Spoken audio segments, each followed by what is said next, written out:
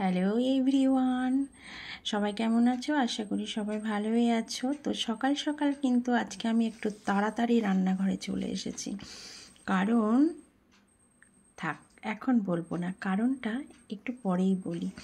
যাই হোক, সকালে কিন্তু আমি রান্নাঘরে তাড়াতাড়ি এসেছি।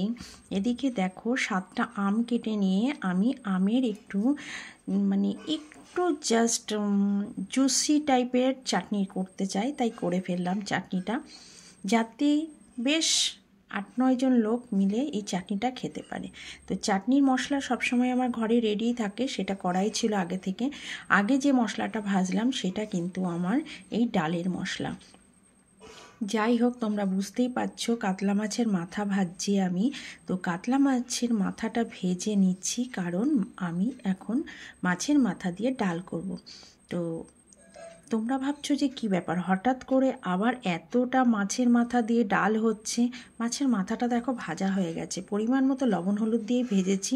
তুলে নেওয়ার পরে ওই কড়াইয়ে কিছুটা তেল দিয়ে গোটা গরম মশলা, তেজপাতা, শুকনো লঙ্কা, জিরে ফোড়ন দিয়ে আদা, রসুন আর কাঁচা লঙ্কা পেস্ট করে দিয়ে দিলাম। ডালে পরিমাণ মতো লবণটা দিয়ে দিলাম, আর একটা বড় টমেটো কুচি করে দিয়ে দিলাম। মশলাটা ভালো করে কষানো হোক, ততক্ষণ ডালটা কিন্তু আমার সেদ্ধই হয়ে গেছিলো। সেই ডাল সেদ্ধটা আমি একটু জল, লবণ, হলুদ দিয়ে আমি সেটাকে ফুটিয়ে রেখে দিয়েছি। এদিকে মশলাটা যেই কষে এসেছে, সেই ভাজা মাছের মাথাগুলো আমি ভালো করে কষিয়ে নিলাম মশলার সাথে। এই দেখো, ডালটাকে এবার ফোড়ন দিয়ে দিলাম। কড়াইটা কিন্তু টাপুটুপু একদম পুকুর করে ফেলেছি আজকে এই পুকুর করেছি, কারণ না পুকুরে কিন্তু এই পুকুরে স্নান করা যাবে না। যাই হোক, আজকে মুগ ডালের মাথা দিয়ে ডাল, আমের চাটনি, আর একটা রেসিপি আছে, দেখতে থাকো তোমরা, আমার সাথে থেকো। তোমাদের ভালোবাসে আমার এই পথ চলা, কারণ কয়েকজন আছে যারা আমার হাতে রান্না খেতে ভালোবাসে। তো তাদের আবদারে আমার এই আজকের রান্না।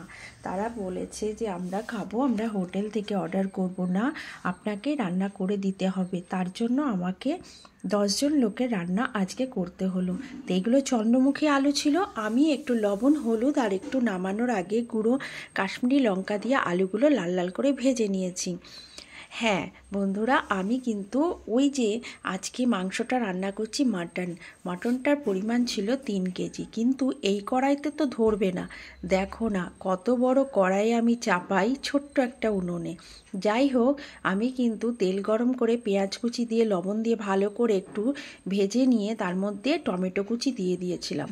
আর দেখতেই পেয়েছো, সবুজটা মানে কাঁচা লঙ্কা পেস্ট, রসুন পেস্ট, আদা পেস্ট দিয়ে দিয়েছি। ভালো করে এটা ভাজা ভাজা হয়ে তেল ছাড়া পর্যন্ত আমি কিন্তু এবার দেব গরম মশলা, যতগুলো আমি ফোড়নে দিই।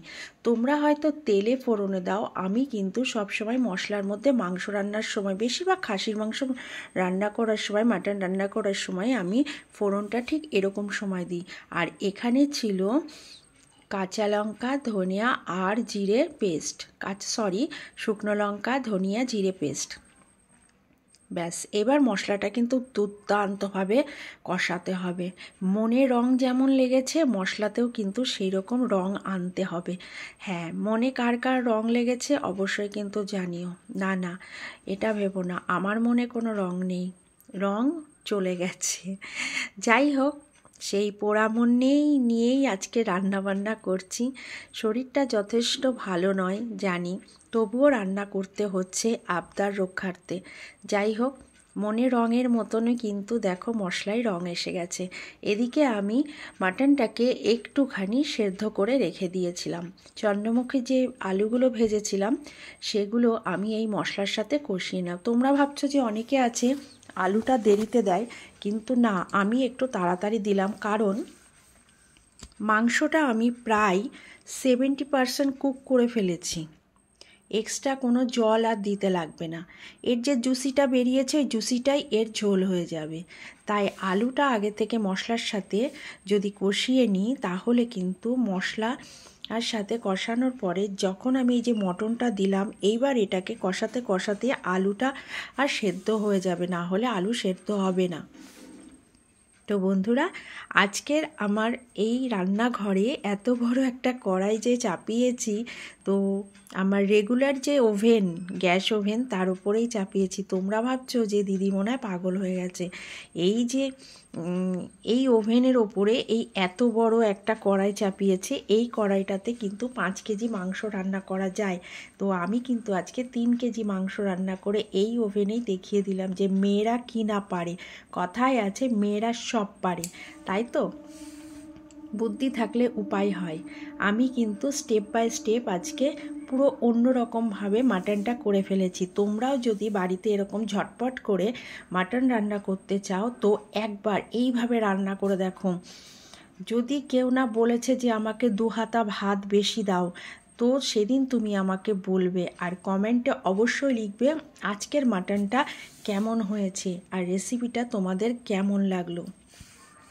যাই হোক, যাদের জন্য রান্না করেছি তারা রিভিউটা পরে দেবে। তোমাদেরকে পরের ব্লগে, পরের রান্নার ব্লগে আমি কিন্তু অবশ্যই জানাবো তারা কি বলেছিল। আর আমার কড়াইটা যত বড়, খুন্তিটা কিন্তু ততটাই ছোট, কারণ আমি এখানে বড় খুন্তিটা ব্যবহার করতে পারবো না, কারণ এটা রয়েছে একদম আমার সেই রেগুলার গ্যাস ওভেনের ওপরে। যাই হোক, আমার মাটন রান্না কমপ্লিট। দেখো মাটনের যে চর্বিগুলো, সেই ফ্যাটগুলো কত সুন্দর রয়েছে। যারা ফ্যাট খেতে ভালোবাসে, চর্বি খেতে ভালোবাসে, তাদের জন্য একদম পারফেক্ট। তো আমার মাটন রান্না হয়ে গেছে, এবার আমার প্যাকিংয়ের পালা। টাটা, ভালো থেকো সবাই।